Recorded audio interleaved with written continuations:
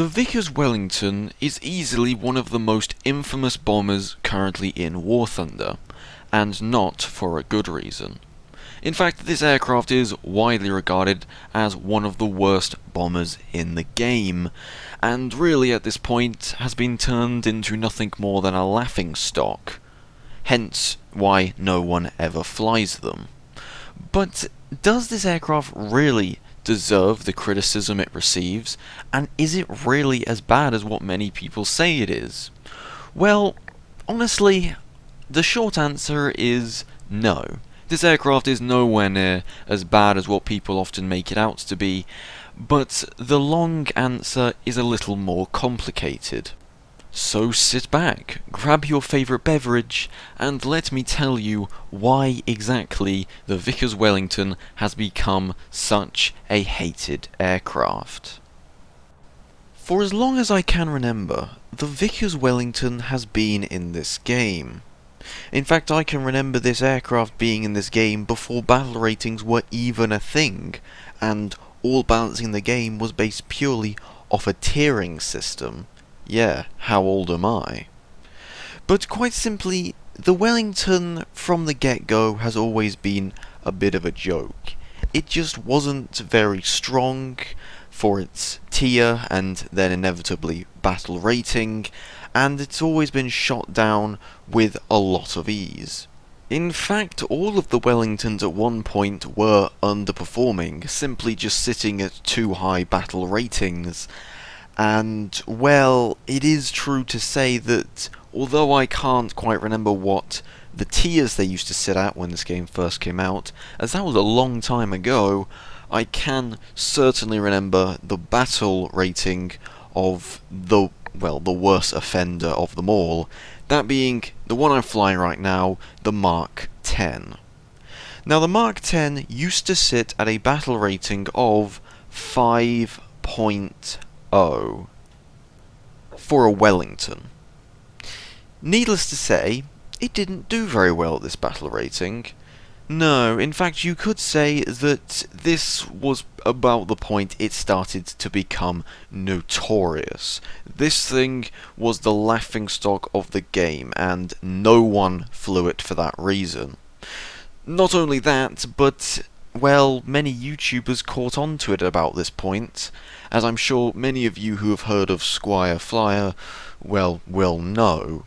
And, well, the criticisms people had of this aircraft, as already said, were not, well, poorly founded. It was a bad aircraft for its battle rating, and, well, it was just horrible to fly, so inevitably people mocked it for it. But as time went on, things changed, and finally, after God knows how long, many years of it sitting at this horrifically bad battle rating placement, on the 16th of April 2015, Gaijin finally got around to fixing the battle rating of the Wellington, putting it from its regular 5.0 battle rating down to a far more reasonable 4.3. Okay, granted, 4.3 is still far too high for Wellington, but it was the first time we actually saw some hope for the Wellington. And really, to cut a long story short, it was from this point that it got lower and lower on its battle ratings, to the point now where it sits at a pretty comfortable 3.3 battle rating. A battle rating that I would say was, yeah, it was alright actually for the Wellington. It's about what it should have always been at, and I'm glad it's finally reached it. Not to mention that the Wellingtons before it have also dramatically, reduced their battle ratings, as you have the Wellington 1 used to sit at a 3.0, now sits at a 2.3, and the Mark III, which used to sit at a 3.3, and now just sits at a 2.7. So really, I'm very happy to see that these Wellingtons have finally got to the battle ratings they've deserved to be at for the whole time. And it's about this time that I'd like to say, and with that, the Wellington's reputation was saved, and everyone came back to the aircraft and flew it and loved it and thought it to be pretty great now. And that's all of the story of the Wellington. But it isn't. Unfortunately, the damage to the Wellington's reputation had already been done, and still to this day, barely anyone flies this aircraft. In fact, in the last 20-30 games I've flown the Wellington in, partially just to see if it really is as bad as what people keep telling me it is, and partially to get the footage you're seeing now, I saw maybe one other Wellington, maybe two, but that's about it. Yeah, no one flies the Wellington anymore. But why, I hear you ask? I mean, if it's at a respectable battle rating now, and it's performing respectively well currently in game, why does no one fly it? And, well, I can't say for certain. But knowing the player base like I do, and knowing people like I do, I can make a few relatively educated guesses on the matter. Older, more experienced players of the game, those who remember the Wellington as being pretty bad, will probably still be reluctant to fly it for one of a couple of reasons. The first reason will be because they remember the Wellington being bad.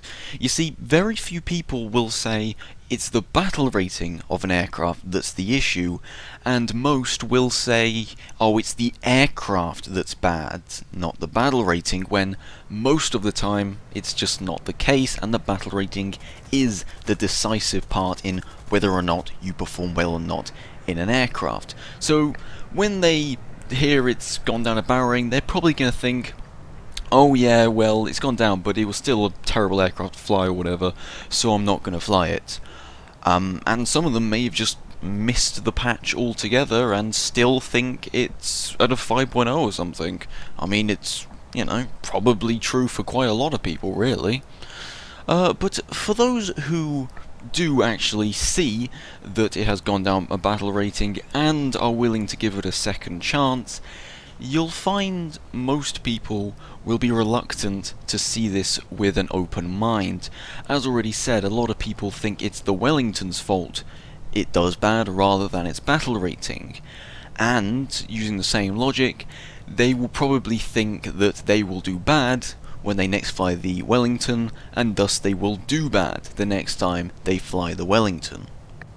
As what a great man once said, if you think you can or you think you can't, you're right. And that very much applies for this situation here, and all situations in life, because if you go in with an optimistic mind thinking you're going to do well, on average you will do better than if you go into a situation with a negative mindset. Oh, and by the way, that quote was by Henry Ford, the founder of Ford Motors, so clearly quite a clever man. As for newer players, this is probably a lot more simple, as probably one of the two main reasons why newer players will avoid flying the Wellington is because that older players, as already said, probably are much higher level than the Wellington by now, and the last time they flew the Wellington was when it was terrible. So when the new players come up, they'll be like, oh yeah, don't get the Wellington or fly the Wellington, it's rubbish, trust me, it's the worst thing ever, so newer players won't. And even if those new players do try to fly the Wellington, well, once again, as already said, they'll probably go in with a negative mindset. They're constantly told it's not very good, and then they fly it, and the first time something bad happens in a game, they'll immediately jump to the conclusion that, oh yeah, everyone's right, the aircraft's terrible, when in reality it could have just been a coincidence or an unlucky situation. Another major player in making it so newer players won't test out things that are often regarded as not very good are YouTubers. I mean, most people who are willing to go out of their way to look up these kind of aircraft on YouTube are probably the types of people who just want to grind up quickly. They want to avoid bad aircraft, fly the good aircraft, and get up those trees as quick as possible. And yeah, looking up YouTube videos is great for that. You know, you're watching experienced players of the game, and you're learning from their experiences what are the best and worst things to do in a game. And that's fine. Or at least, it's fine as long as that information isn't outdated. A perfect example being videos like what Squire Fire made, for example. As already said, back in the day he made loads of videos on the Wellington and how bad it was, and yeah, rightfully so, it was pretty bad back in the day, and he got pretty popular just from those, well, taking the mick out of the Wellington videos alone, really. But the thing is, times have changed, and the Wellington isn't that bad anymore. Nowhere near, in fact. But these videos are still up, and his channel's still getting subscribers and new viewers, which in turn means that, well, they're just going to see these videos and assume it's still bad. I mean, I don't think he's made a single video since saying that the Wellington's not as bad now. I think he's made a couple of social media posts maybe saying it, I think, but I'm not entirely sure on that even. So yeah, honestly, a lot of people's opinions, well, newer players' opinions, will be taken off older players' experiences and opinions on the aircraft. However, although it is true this aircraft is dramatically better than what it used to be, and certainly does not deserve the reputation that it still holds, I would be lying to say it was perfect, and it does indeed still suffer from many issues. Although, that being said, amazingly, for the first time in probably all of recorded history, Gaijin have actually made a accurate maximum bomb load for a bomber in War Thunder. I know, it is a historical occasion, but yes, just like in-game, the Wellington's maximum bomb load is 4,500 pounds, so round of applause to Gaijin for getting something right in their games for the first time in, well, all of recorded history, as already said. But as this is Gaijin, of course they had to leave out some essential parts of the aircraft that is currently rendering, well, the Wellington to still not be a particularly great aircraft in War Thunder. Oh, Gaijin, why can't you just get one aircraft right that isn't Russian? And what exactly is the biggest issue the Wellington is currently facing, I hear you ask? Well, it's quite simply lack of armour. Now, the Wellington was famously a very durable aircraft, easily one of the most durable aircraft of the war, which you might say is, surprising considering some of the later aircraft made in the war, but even they, from structural design alone, weren't actually made as durable as the Wellington, surprisingly enough. This basically, to cut a long story short, is down to it having a very advanced sort of fuselage design, which had a crisscrossing of metal and wooden beams, which meant that massive amounts of the fuselage could be destroyed and it would still be flight worthy. And this was by far one of the best parts of the Wellington of its day. And actually, to be fair to Gaijin, they've modelled that well. The Wellington can take a lot of hits to its fuselage and not break, so full credit to them for that. What they did forget to add, however, was armour.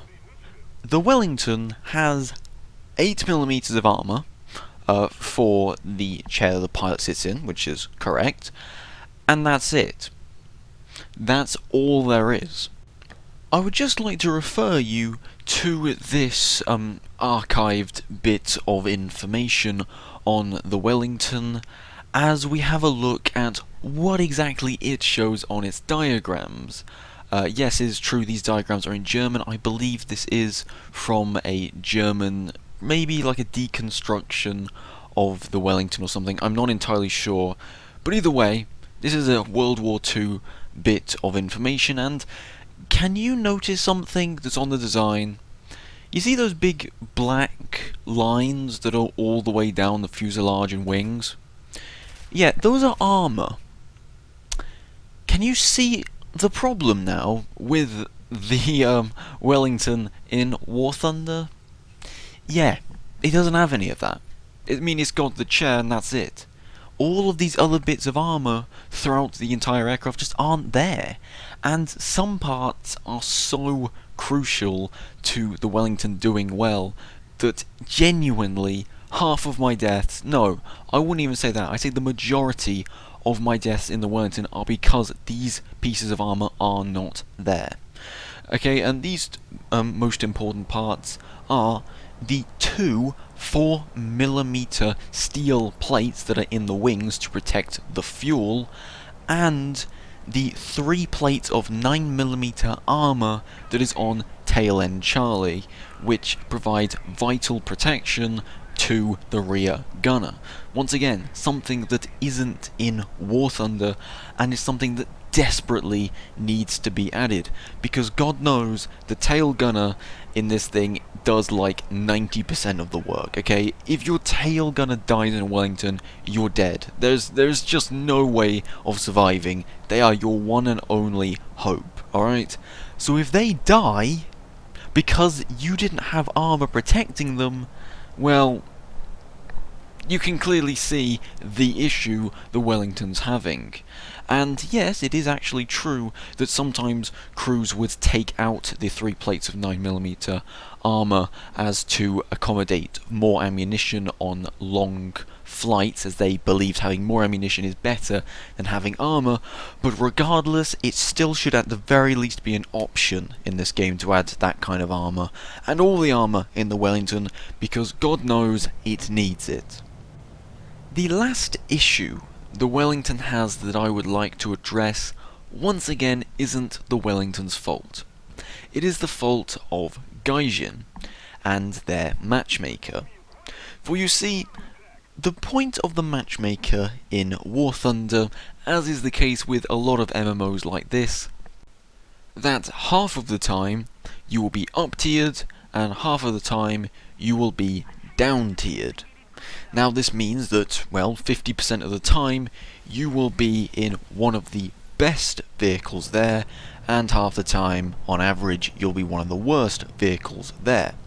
And this is a pretty reasonable way of doing MMOs, hence why so many do them, and I don't really have any issues with that, as long as it remains roughly 50-50 for every aircraft.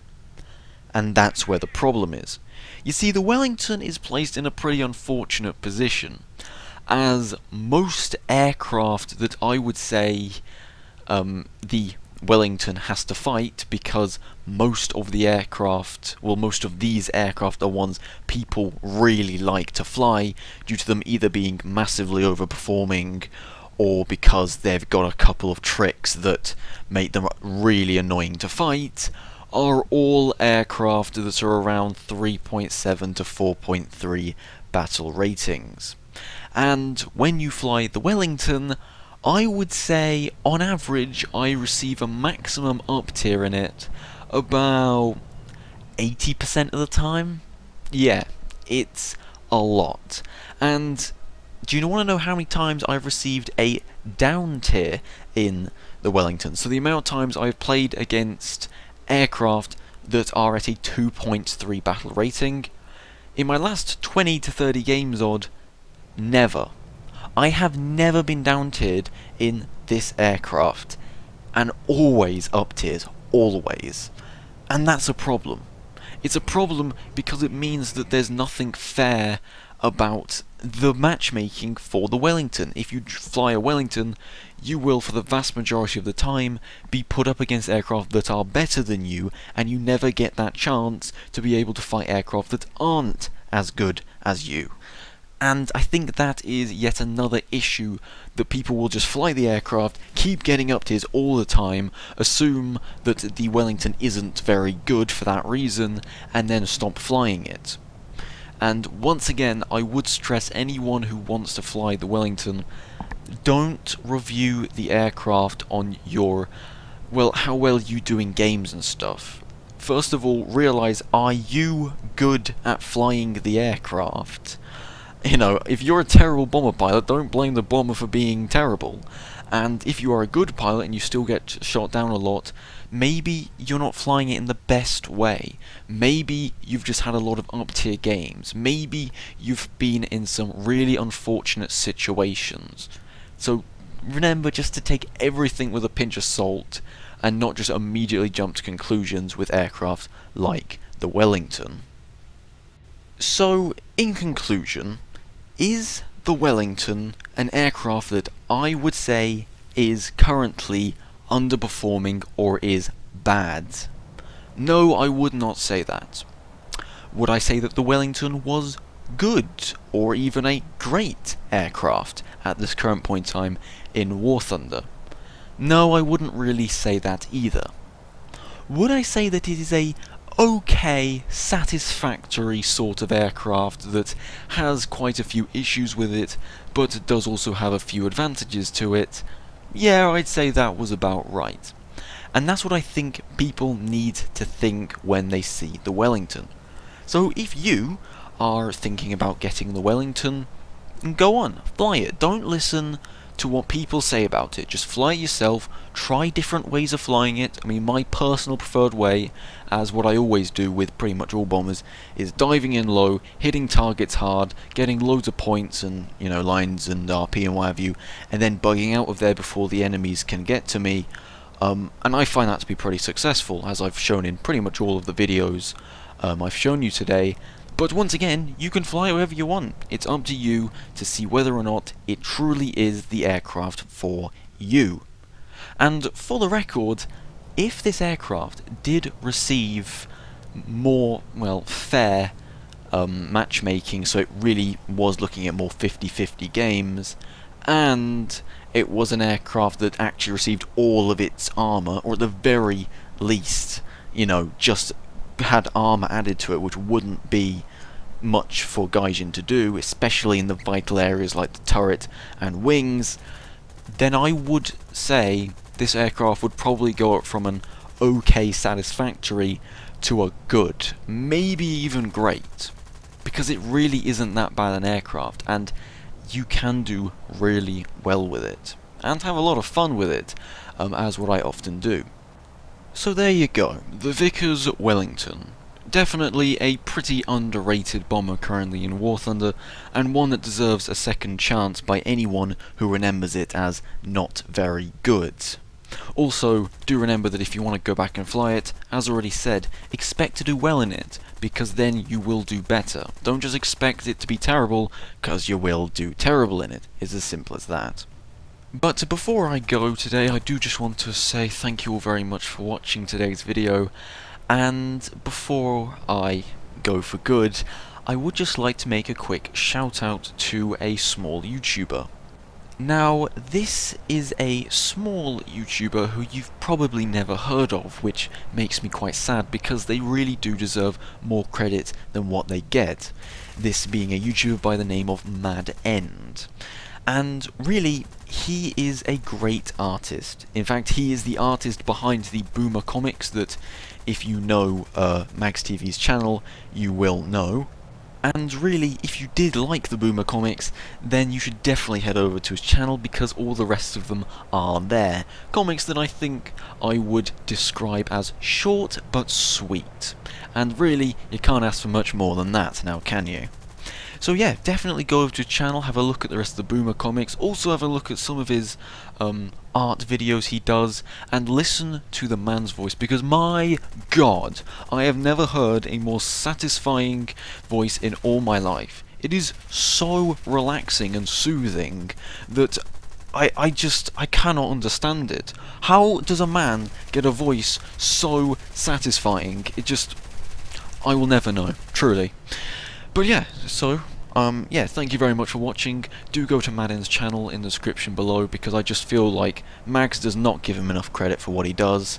And yeah, maybe even drop him a quick comment saying that I sent you, because I did give him my words that I would mention him in my next video, because he very much deserves it. So yeah, I thank you all very much for watching, and until next time, say I'll see you then.